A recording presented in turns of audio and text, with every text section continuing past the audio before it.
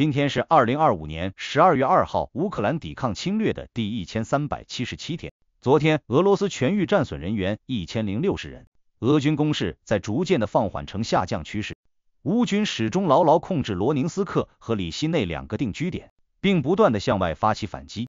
俄军依旧没有突破这两个定居点，完成合围红军城和米尔赫拉德的计划。红军城城区的战斗在激烈的进行中，双方处于僵持的状态。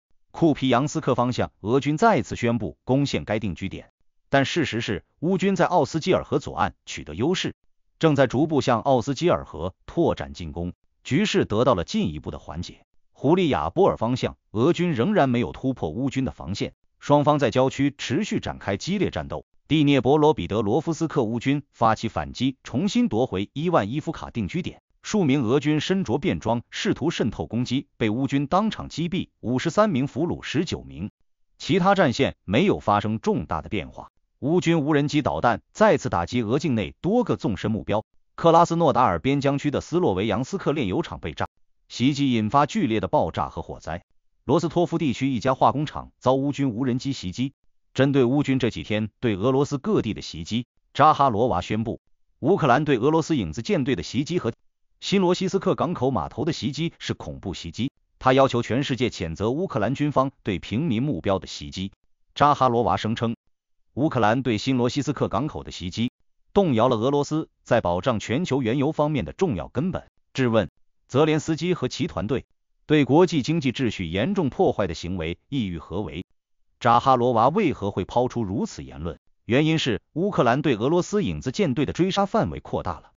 乌军已经追杀到塞内加尔河了，此地距离俄罗斯9000多千米。这种袭击让残存的影子舰队处于恐慌之中。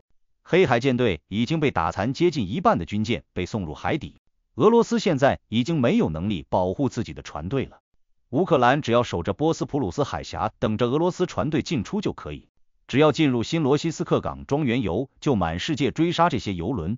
对已经奄奄一息的俄罗斯经济来说，泽连斯基这一招是一箭封喉，彻底切断了黑海方向的原油出口。关于正在进行的美国和乌克兰的和平谈判，双方在正式谈判前接受采访。卢比奥表示，乌克兰的和平必须保持乌克兰主权独立和领土完整的情况下进行，战争将彻底结束。这次谈判将为乌克兰创造一条通往繁荣昌盛的道路。会谈结束后，双方均表示此次会谈富有成效，和平条款取得了积极的进展。会谈还将继续，还有很多后续工作要做。但是美乌双方达成的协议，俄罗斯会接受吗？乌克兰军方表示，如果签订不平等的和平协议，军队将会违抗命令，继续坚守顿巴斯地区。他们宁可战死在那里，也绝不屈辱的放弃。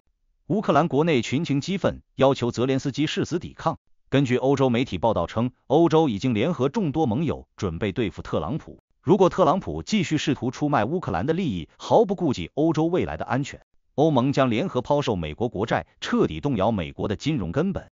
我们设想一下，如果数万亿美元的美国国债被抛售，这个打击将会让美国的经济迅速陷入绝境，对全世界的经济来说也是沉重的打击。普京宣布2026年继续增加军费开支，单独安排1660亿美元对乌作战，将财政预算的1/3用于战争，实属世界罕见。俄罗斯将增加税额，开征新的税种，进一步削减社会福利开支。欧洲的觉醒和乌克兰的坚韧终将换来最终的胜利。今天的视频就到这里，大家有什么观点和看法，欢迎打在评论区留言讨论。感谢您的观看，我们下期再见。